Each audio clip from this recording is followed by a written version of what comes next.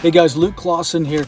We're fishing the Tennessee River this week, and the Tennessee River ledges are infamous for big stuff. Throwing hair jigs. You see big chicken hair jigs, bucktails, huge spoons, 10, 12-inch worms. All that stuff's been really popularized here on the Tennessee River. That's where it's happened. A lot of these fish feed on big gizzard shad, but there's definitely a time for smaller stuff too. It's something that gets overlooked on the Tennessee River. It's getting more popular a lot in part because other pros and myself are doing it a lot. At times those fish aren't really in their peak feeding windows, or they get a lot of pressure. The smaller stuff still gets a lot of bites here, and it can be overshadowed by a lot of the big stuff that's frankly fun to throw. It's exciting to throw a giant Magnum spoon and hope an 8-pounder is going to tackle it, but the reality is it doesn't happen that often. Timing has to be right. Things have to set up to eat a 20-foot plus plug a lot of times.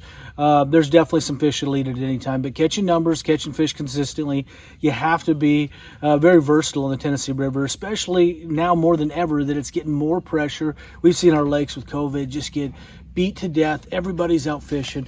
And a couple things that I've done really well in Tennessee River. One is a drop shot, a smaller worm, 8-pound line, a drop shot, fishing a lot of those same ledges and fishing isolated fish, whether they're under the boat or on active target out in front of the boat. The drop shot's a great bait. The water of the Tennessee River in a lot of current generated lakes clears up when there's not current. So the drop shot's very effective when you get in situations when there's not a lot of current, fish aren't feeding that active, or again when they're pressured fish. One other thing is a small swim bait. Well, a lot of us throw big swim baits, Tennessee River, again, imitating those big gizzard shad.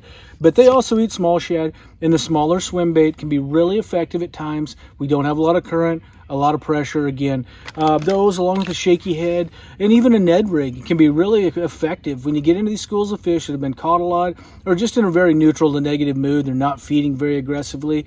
Those smaller baits, definitely something to have on your deck whenever you go to the Tennessee River. Really, any impoundment that's current generated or places get a lot of pressure.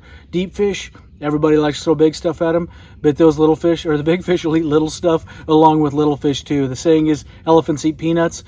This week I've caught a couple over 7 on a little worm, and it happens all over the country in places that get a lot of pressure. The fish aren't in the mood to eat that big stuff when they're out deep.